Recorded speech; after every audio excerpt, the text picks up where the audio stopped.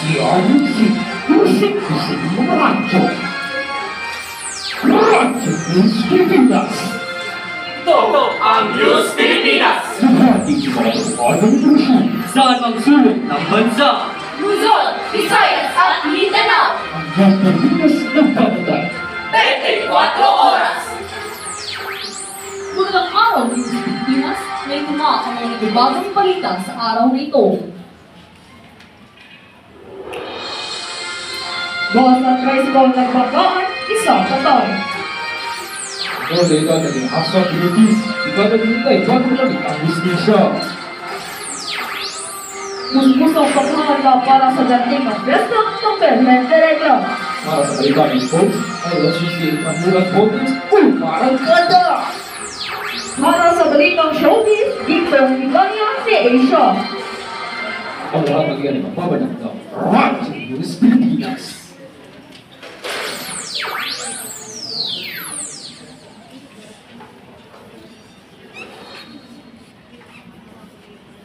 Naku! Ang dumi naman ng bahay, kaya mas lalong kumakalat ang dengue. Dahil hindi kayo marunong maglinis na kayo? Oo na, ito na ang ingay-ingay! Lalo mag-ingat at pagpiling malinis sa kapaligiran upang maiwasan ng dengue para lumabas sa World Health Organization at sa impiling ito. Ito oras na ito ay alas 8, umaga. Muli, nagbabalik ang Radyo News Pilipinas. Para sa Britain Fall, ramdam na talaga ang simo ng kamustahan sa Permen de Regla sa magdaan na inibigyan ng syudad. At isaksihan ang mga bigdal na inibigyan ng mga opisyales na ay sa ulat ng News Pilipinas, Jamaica and Young. Magandang hapon, News Pilipinas, and kay Melanie. Hanggang na talaga ang simoy ng kamustahan ng Permen de Regla. Nakapatiyang namin kanina lang ang mga liboto ng Permen de Regla na nagmulapas sa pagsulot ng lungsod. At sa kasalukuyan, unti-unting nagsisidatingan ang nagbebenta ng mga kandila, accessories, laruan, damit at mga pagkain na nagmula sa mga bahagi ng Subo. News Pilipinas, Jamaica and Young. May mga bibilan ba ang inihanda ba na dyan? Sa aming pagtatanong kanina kabayan NP, naganap nga kahapon November 18, 2024 sa Hubsdome ng O Caraga Concert. At sa mismong araw ng fiesta, magkakaroon din ng libreng kaabang concert na gaganap din sa Hubsdome na dadaluhan ng sikat ng banda ng Parokya na Elgor. Alas 6 ng hapon ay sisimula ang concert at maaari na makapasok ang mga maninood alas 5:30 ng hapon. At bukas alas 4 ng hapon, November 20, 2024, magkakaroon ng isang select photo session pagkatapos ng misa sa hapon. News Pilipinas at niya nagbabalita dito mula sa Permen de Regla sa Lapu-Lapu City. Balik sa inyo dyan, kabayan natin. Salamat sa impormasyon, News Pilipinas, Jamaica and Young. Magbabalik ang News Pilipinas pagkatapos ng paalala nito.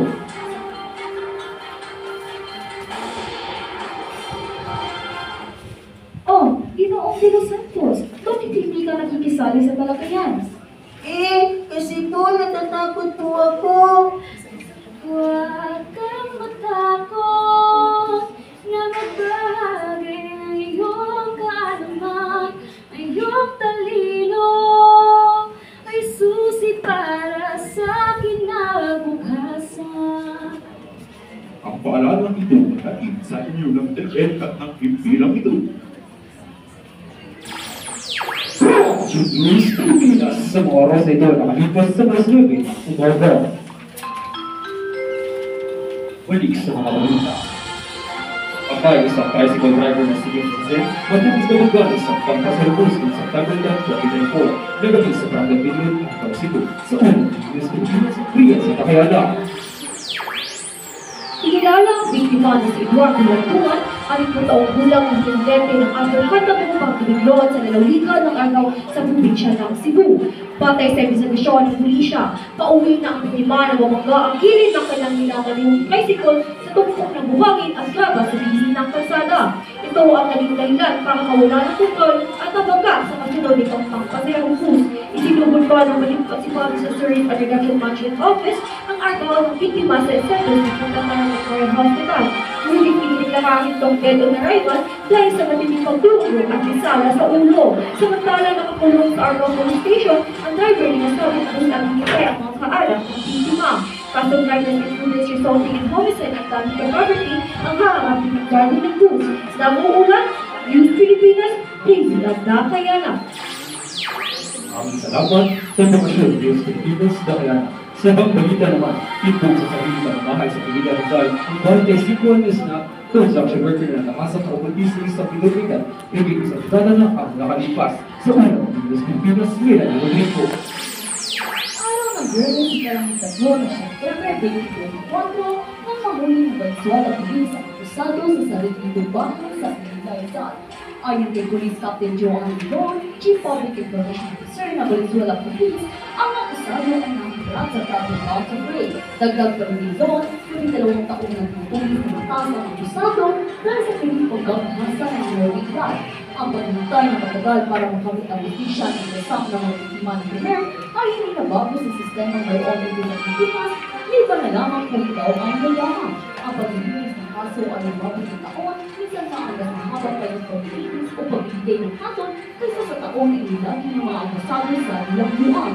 Isa na rin sa mga tunay na rason kung bakit natatagalan ang mga biktima na nagawa sa justisyang kailan ng asam ay dahil sa estado ng kanilang pamumuhay. Naway magkaroon ng solusyon ang ganitong suliranin dahil hindi ang mga naranasan ng biktima sa kamay ng mga akusado. News Pilipinas nila dito nilagbabalita. Maraming salamat News Pilipinas Ilani. Pagkakita muna natin itigil ang balitaan. Magbabalik ang News Pilipinas pagkatapos ng pagpapalitan ko. Ako di ay si Linda Rosario, 42 anyos, lumulupyo sa Paho, Lapu-Lapu City. Sawap ako nagtumarong MX3, sakit kaayong ipangihit. Unya pagkadungog na ako sa radyo, nagipahimundong ang MX3. Nipalit ayon ko sa basika o sukad sa ko, pagtumarwa na ko magkaproblema. Sa pagpangihi o makatulog na po ko ang tarong. Ako tagay si Rolando Patumakan. Sa sinasit ko ano sa Pangitarong, lumulupyo sa Agos na Lapu-Lapu City. Sikat sa kong pagtumaro sa NX na wala ang pagpanakit sa kinasukasukan ng tuhod. Tuhod yun din sa herbal capsule. Makalanggaw na ko at hindi magbuhos ang tuhod. Mapalindan mo ang NX3. Tarato lang kayo sa pabika. Santo Herbal Capsule. Ang mga bukol-bukol sa sarap tunawon, Siskat tumor, Santon Herbal Capsule. Garantisado, Santon Herbal Capsule. Kagbayan ninyo, Santon Herbal Capsule. Aprobado sa scientifico. Gina-endorso sa mga eksperto. Santon Herbal Capsule, ang kapsula Na ipinipiko.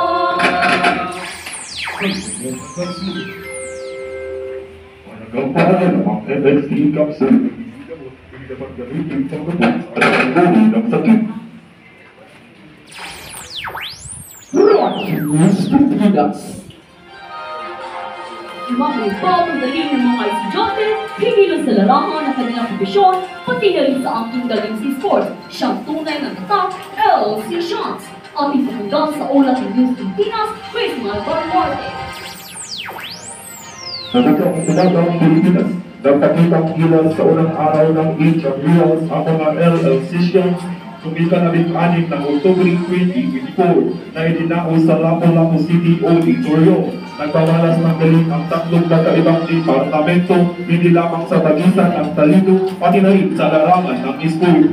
Sa Volleyball Men's, Waging ang College of Hospitality and Tourism Management at Ilampaso ang College of Education sa larong Volleyball Men's category sa score na 26-24 sa unang set at 25-17 sa pangalawang set. Samantala naman sa larong sipak na crowd, nakamit ng College of Technology ang tagumpay sa unang set na may focus na 18-21. Sa ikalawang set ng laro sa unang entrada, naging padugong ang labanan sa pagitan ng dalawang tubunan dahilan ng sobrang init na focus na 5-5. Ngunit sa huling nakamit ng College of Technology ang tagumpay sa focus na 21-15 laban ang PHDL. News Pilipinas, Christmas Balwarte, nakatid ng sport na balitaan. Maraming salamat, Lipatuloy Balitaan, and News One. sa showbiz naman, sa harap ng tagumpay, ang likod ito'y pagpupursige na makikilit ang tagumpay. Kagaya ng isang atleta mula sa Lapus City na si Asia Paraasi. Pakinggan ang damdaming kwento ng atleta mula sa Lapu-Lapu City na si Asia Paraasi sa ulat ng Miss Pilipinas, Jelani Barlo. Halika nga sa kanta ng piling. Oh, huwag mag-alala, buhay ay di karera. At pakinggan ang madamdaming tagumpay sa larangan ng pagtakbo ni Asia Paraasi. Isa sa mga pangalan at tanyag ngayon sa larangan ng pagtakbo, hindi lang dito sa Lapu-Lapu City, kundi pati na rin sa buong Pilipinas. Sa kanyang murang edad na 18 taong gulang, marami na siyang mga nasalihan na paligsahan at patuloy na namamayagpag ang kanyang pangalan dahil sa husay at galing niya sa kanyang larangan. At dahil na rin ito sa tulong ng kanyang coach na si Sir Loloy at si Sir Alex Duloy. Sa kanyang katatapos lang na palarong pambansa 2024 sa Abellana Sports Complex noong Hulyo 11, 2024, dugo, luha at pawis ang naging puhunan ng batang atleta. 2 gintong medalya ang kanyang nakamit sa kategoryang 3 kilometers at 1,500 meters run. Buo at porsigido si Asia na makamit ang gintong medalya dahil huling pagkakataon na niya itong makapaglaro sa nasabing paligsahan. News Pilipinas, Jelani Barlo para sa Balitang Showbiz. Maraming salamat, Miss Pilipinas, Paulo. Mula sa buong website ng DSWC, ito dito sa oras nito. Ako, si Bayan NB. At ako naman si News Pilipinas, Melanie Pico. Maraming salamat sa mga pagsubaybay. Magandang araw.